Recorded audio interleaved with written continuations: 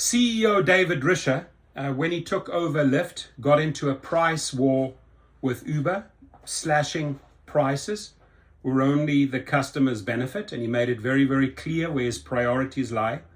But the ongoing battle, the real war, is really between Lyft and the drivers, because at 30 cents per mile, ladies and gentlemen, I'm not making this shit up, at 30 cents per mile, Mr. Risher, you just have to ask yourself, right?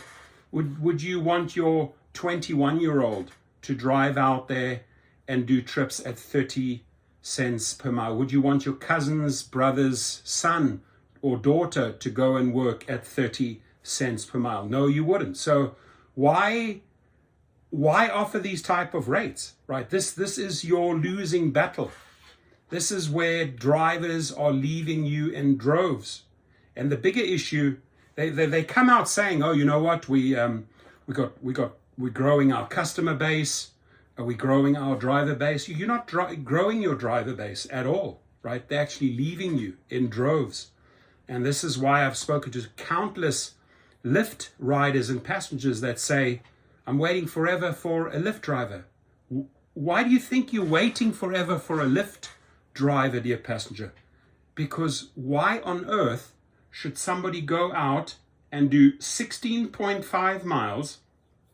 You can multiply that by 30 cents and you get to $5.07. And this is 27, this is 30 minutes, right? This is 30 minutes of driving, gas mileage, wear and tear to get $5. If you take 2 times 30 minutes, it's 10 hours before all your expenses. I mean, Risher, wake up. Wake up. This is your problem. This is your numero uno. This is your number one, numero un problem with Lyft, is that drivers will not get into a car, Colorado Springs Airport to Newport, Colorado Springs, at 30 cents per mile, and even worse in Florida or Texas. We're just not going to do it, right? So that is the issue you need to address. Because at $10 per hour, before all the expenses, no one is going to drive for your company, Risher. So no matter what price war you try to engage with Uber, Lyft's price war with Uber yields mixed results. Look at the stock price. It's at 10 again. It didn't get any results. They said, oh, we're going to take on Uber with our prices, and we're gonna cater to the riders and bring their pricing down. Well, what you did, fool, and let me just wake you up here for a second, right? You gave a little carrot to the riders. You made that up by taking away from the drivers 30 cents, right? So you've just literally shot yourself in the foot. You've shot yourself in the foot, because this model here is not going to keep drivers on the platform. Temporarily, your little price war with Uber is going to make your Lyft passengers happy, and you're going to get some of your people coming back, right? It says the Lyft strategy of slashing ride hail fares to compete with Uber has resulted in slow and steady gains for the company. According to Lyft's third quarter earnings reported Wednesday, Lyft's active ridership numbers have increased sequentially quarter over quarter this year. In 3 months ending September 30th, Lyft recorded 22.4 million active riders, up from 21.5 million in the second quarter, right? So you grew it by a small margin by slashing prices.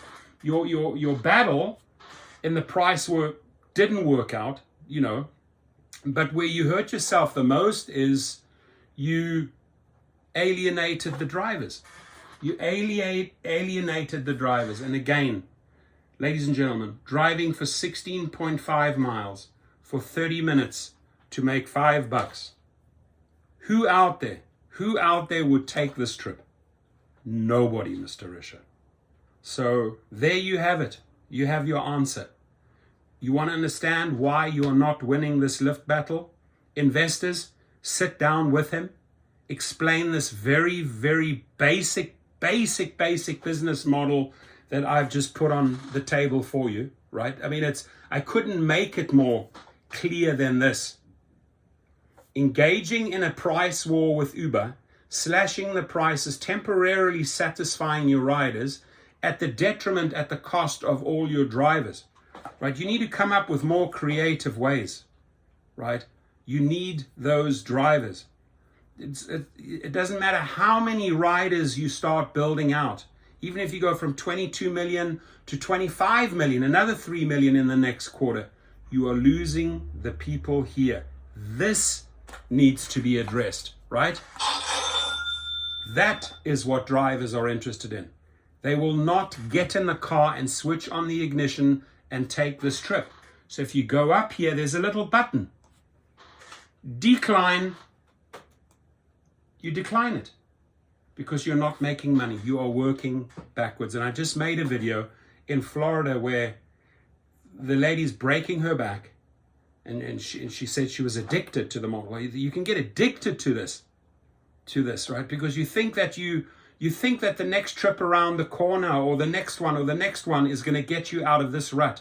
In this scenario, ladies and gentlemen, I will 100%, I'll put any dollar amount, no matter what car you drive here, you are losing cash with this one. And Lyft knows it, but they'll still present this to you. And then those people addicted to that will take this thinking that they'll get themselves out of this hole, because this is a negative ride, right? They'll get themselves out of this hole on the second, third, or fourth, or maybe the trip at the end of the day is going to save them. That is the addiction. That is the hamster wheel that Lyft has you in. And David Risher, you are not going to win the battle with the drivers with this formula, and you are certainly not going to win the battle with Uber with this formula. Your comments, please.